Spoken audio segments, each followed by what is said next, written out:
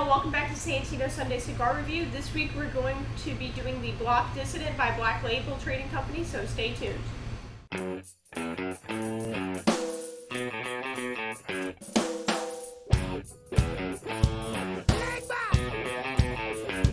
Get it.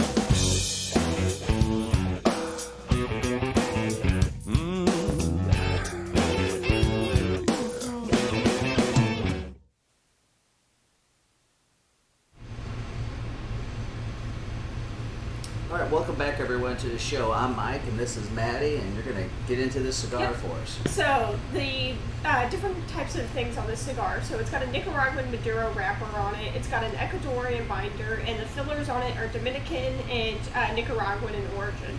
Which means that this cigar is, even though it's still going to be a little bit more probably medium full, it's still going to have that nice smoothness of the Dominican tobacco that's in it, is from what I can tell of the breakdown on that.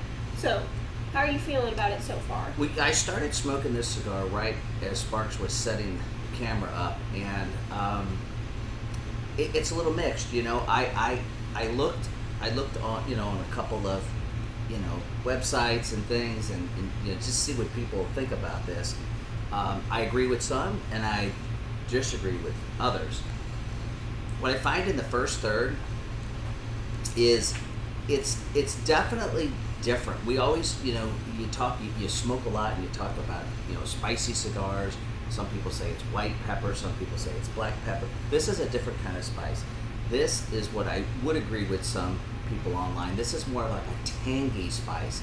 It sits on your tongue, it sits on the back of your mouth, and it kind of just tingles. Mm-hmm. It's not that burn black or white pepper, and so that's kind of different, and I actually enjoy that because, as you know, I'm not that real hot white pepper smoke. I'm just not a huge fan of that.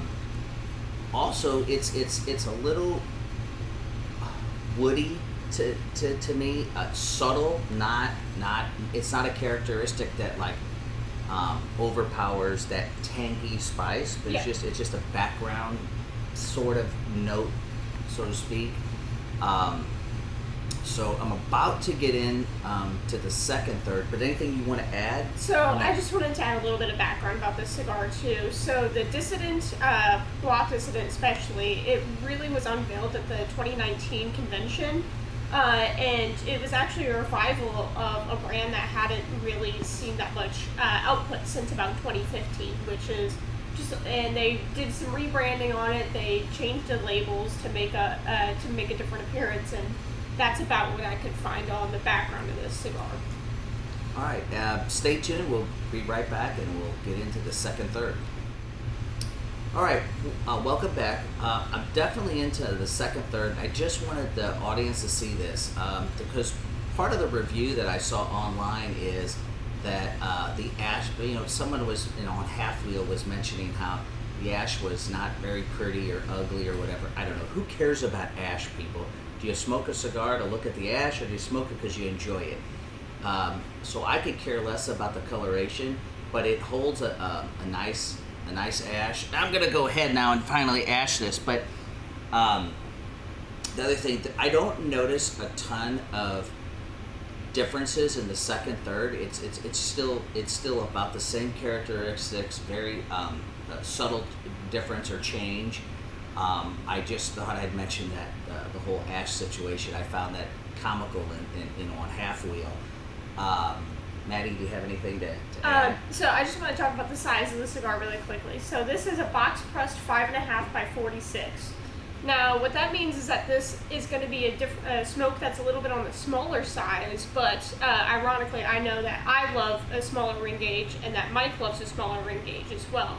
So, and I know that a lot of our customers and everybody like that also likes a smaller ring gauge. So this would be a really good one if you just wanted a little bit of a quicker smoke, because as you can see, Mike's going through that one, and it would just be pretty good for that.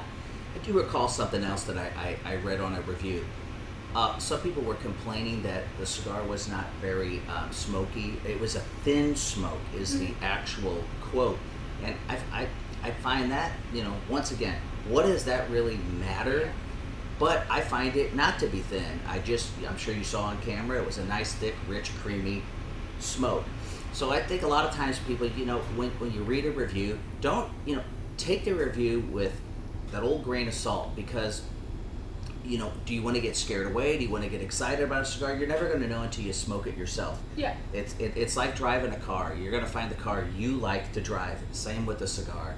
So sometimes these comments, the feedback necessarily isn't meant to point you in the wrong direction, but it's simply just some person's opinion, and that's about it.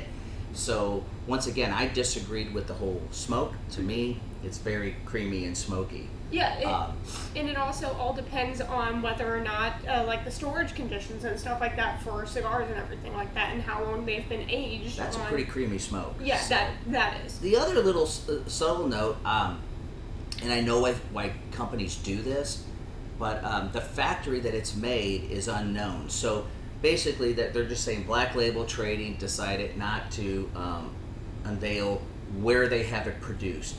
At the end of the day, is that going to prohibit you from smoking this cigar or any other one if you don't know where it's made? I don't think so. At least it doesn't. It doesn't change the fact if I'm going to purchase a cigar or not if I don't know where it's made. Yeah. So if you have anything else to add, otherwise I'll get into the final third and. Yeah, I think I'm good. All right, we'll be right back.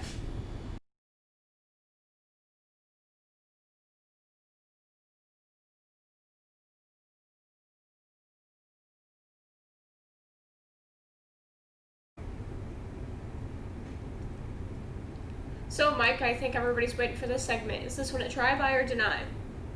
This is definitely, for me, a buy. Although this cigar, and here's why. Although this cigar doesn't have a ton of characteristics or it changes in between thirds like a lot of people like to see, it stays very consistent. And the characteristic I love about it is that tangy spice. I keep hitting on that because a lot of cigars are peppery and spicy and I hate the strong. This is not overpowering. I love that subtle tang. So that tang is staying with this cigar the whole way through. I enjoy it. The other thing I did notice though, between the second and third, I noticed it burns a bit quicker than the first third. So that's just interesting. That's just something I noticed. What do you got?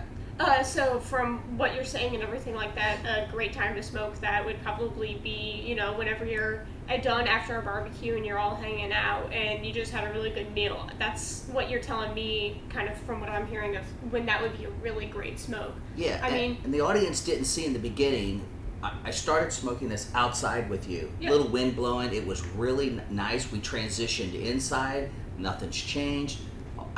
For me, it's safe to say that this is an indoor or outdoor cigar. It could be smoked playing golf, at the pool, anywhere. So I didn't find any issues. I haven't had to relight this thing, whether I was outside or inside. Yeah. And it's got a pretty good price point too. It's in that $8 to $12 range that we always talk about. I mean, this cigar is priced at $11. So. Yeah, for each size is going to vary a little bit, yeah. But yeah, and for all you people out there, if you're local and your favorite cigar shop or store was closed during this coronavirus thing, or maybe your favorite shop unfortunately happened to go out of business, folks, we're open. The lounge is open.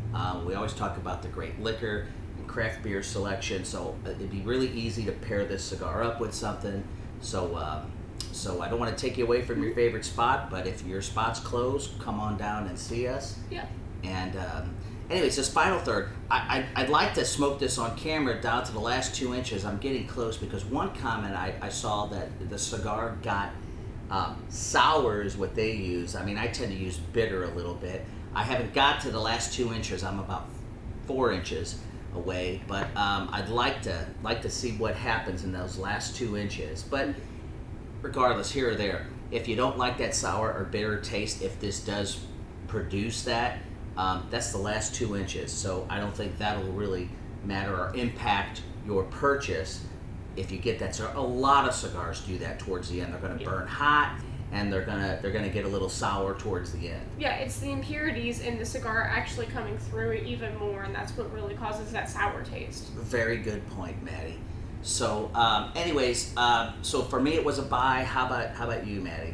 From whenever I've smoked these in the past, it's been a buy for me. I really love Black Label's lineup. I like all the stuff that they do. So this one was a really good one for me whenever I've smoked it previously. And if you noticed, I was speaking for 2 minutes or so, Yeah. and I went to puff, and it would just it was nice and creamy. I didn't have to fight it. I didn't have to take two quick puffs to get it relit.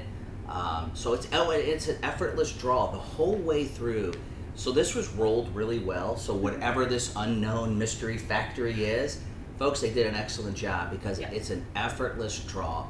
There's nothing that I don't like more than having to work at my cigar. I smoked a cigar a couple days ago, and you saw me I threw it away. Yeah. If I have to fight to smoke a cigar, to me it's not worth smoking. So another good characteristic. Good job with Black Label Trading for wherever they get this made. Mm-hmm. So, why don't you close us out, Maddy? Yeah, I think that about wraps it up here. So don't forget to like, comment, subscribe, hit that bell for notifications. Make sure you check out our website. We might be having events coming up. It depends on whether or not the salesman can travel out here. But make sure you just check the website for all of the notifications. And don't forget, here at Santino's, We drink, we smoke, and we know things. things. Have fun, y'all. Yep.